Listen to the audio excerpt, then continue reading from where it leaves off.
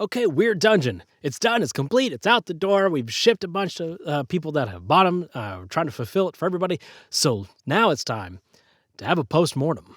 So we're going to break this down into things that went well, that I did right, and things that did not go well or that I did wrong. So first things first, what went right? What did I do well?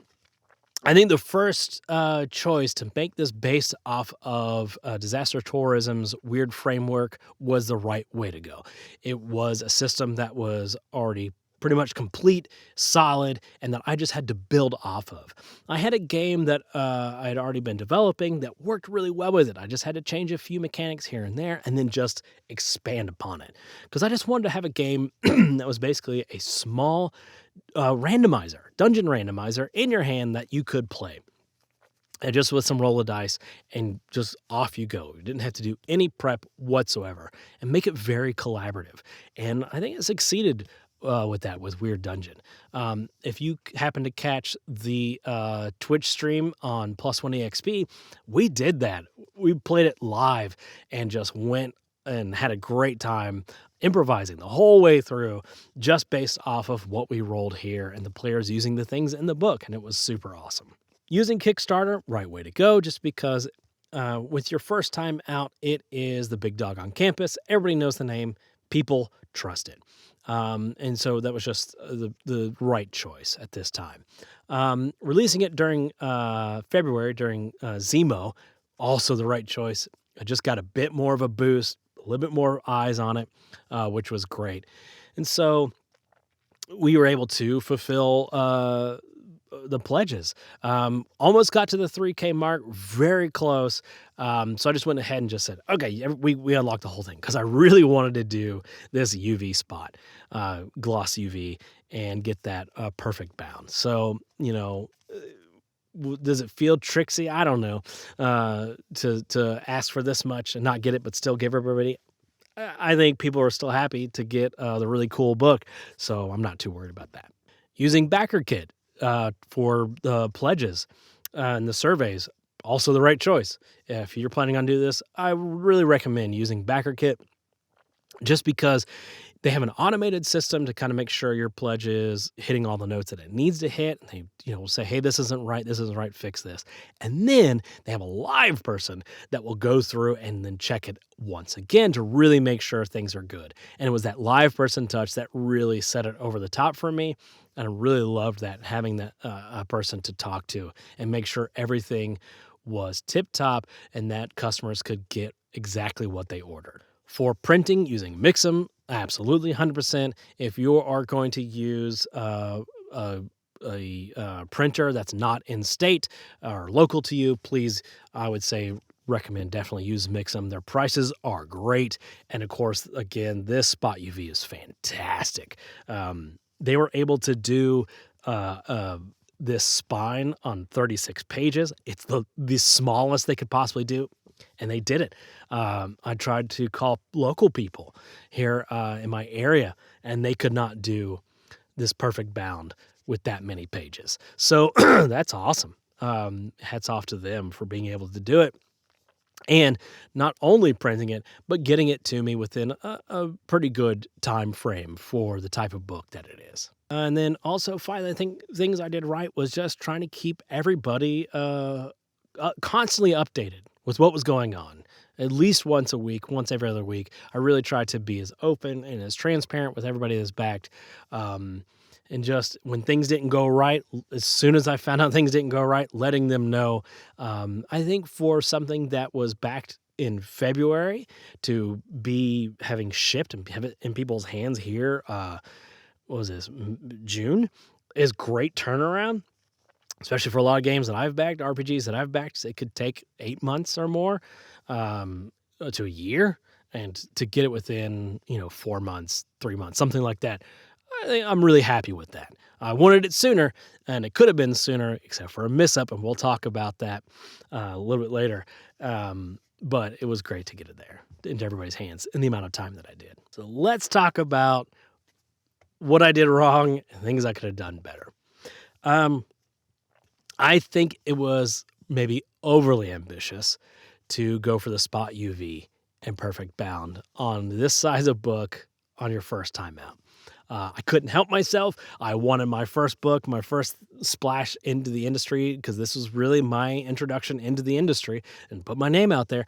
I really wanted something spectacular, and it is.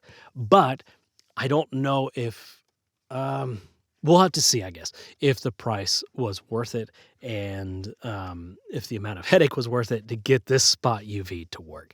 Because here's what ended up happening. I uploaded the artwork to Mix'em as I thought they were requesting it. Unfortunately, I did it incorrectly, and I did not find out until they were about to ship me the books. And I happened to go look at the proof once again and went, wait, something doesn't look right. It doesn't have the ad in the back, and it's showing a double print of the cover. And unfortunately, it was a bad batch of 150 books that were not the books I wanted to send to customers. So what ended up happening is I had to tell them to stop production, but they were already pretty much done. They were pretty much wrapping it up. They recycled the books, told them to recycle them, got back what I could, and reordered 150 copies of the right book. And it cost me $800. Just be fully transparent. So that's how much I ended up losing to make sure the right book got out there. But it was worth it to me to make sure that the right book got into everybody's hands. The book that I wanted to make sure was in everybody's hands. In retrospect, what I probably should have done is had them send me the misprints and then reordered the correct ones, but kept the misprints and sold them at a cheaper rate, trying to make some of that money back. But I was just kind of a little distraught at the time and told them just recycle the pages. So that's something I've learned, in the future. Maybe just deal with the misprints. Try to make that money back some way that you can, because I definitely did not make enough back in the recycling portion of that. Something I think may be a problem, misstep, was accepting international shipping. I'm just a single person. And I don't know if I'm doing it correctly. I hope it gets to my international customers fine, and I did all the VAT and all the expenses that are necessary to get to them, but we'll see. And from my understanding, it might be a while before I find out if it did not do correctly.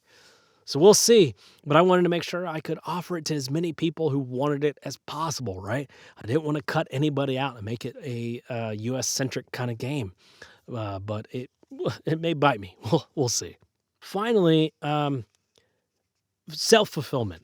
Should I have done it myself? I was okay to. I went with Pirate Ship to do all my shipping. They were able to save me some money on the shipping costs, which I was then able to put into my own label printer and print out my own labels very quick and efficiently, get all the packaging. The problem is I didn't know much about packaging. So I spent a long time trying to figure out, how to do this and buying the right materials. And it was just more expenses I wasn't necessarily prepared for or understanding what I needed. Luckily, I got everything, and everything has gone out for people in the U.S. People have been getting all their stuff, but it was just kind of a headache. And now I only did physically about 80-something parcels. If I had to do like 200, 300, no way. Would not, I can tell you right now, would not do that on my own. So if you're getting into this and you think you're going to hit that many, find a fulfillment partner, somebody that's going to help you get those to the customers. They'll store it, they'll package it, they have those resources. It's worth paying them, I think, to get it done. Because you're going to look at it and go, well, I'm going to have to pay them to do this thing. Yeah, but you're also going to have to pay, potentially, label printer, which is about $200 to $300, something like that. You're gonna have to buy all the packaging material. You're gonna have to store all the packaging material for whatever's left over. You might have to buy more than what you necessarily need. So it's probably better to go with a fulfillment partner. That's something that I've learned there. So overall, what would I change? Probably the fulfillment partner. That's probably the biggest thing. But otherwise, I think I'd probably do everything exactly the same. I know I went on about the UV spot, and it was kind of a pain, but man, the end product just looks so good that I think it was worth it. I think in the end it's going to be worth it. I'm happy with the product. I'm happy to sit this on my shelf. I think it looks great, and for a first-time product, fantastic. Super excited about that. So what's next? I'm working on a game jam for Down We Go. It's the Down We Jam for Plus One EXP. I'm developing an adventure for that's 4-part dungeon. That's really exciting, called the Jewel of Infinitopolis, and can't wait to start talking more about that and sharing things with that as it gets closer to being done. Always, the Crypt is Open is in production and playtesting, and we just had a really awesome game designer check out the rules and hit me with something that's probably fundamentally going to change the dice resolution mechanic. So thank you so much to Binary Star Games for hitting me with that and kind of making me rethink things, which is good. I think we don't ever, as game designers, want to be too comfortable in our mechanics and thinking everything is locked in. You want to be still open, no matter what, to things changing, if it means they're changing for the better, right? So those are the big things on the horizon. If you want to pick up WYRD Dungeon and you want a physical copy, there will be physical copies at Exalted Funeral and Cave Evil. I'll announce those when they're finally actually on the online stores. I still have a few books myself, a few physical books, so you can pick those up at the pre-order store right now while they're still there. There's not many left. We do have a few number left of the art book, which I was very excited to still have a bunch of these left.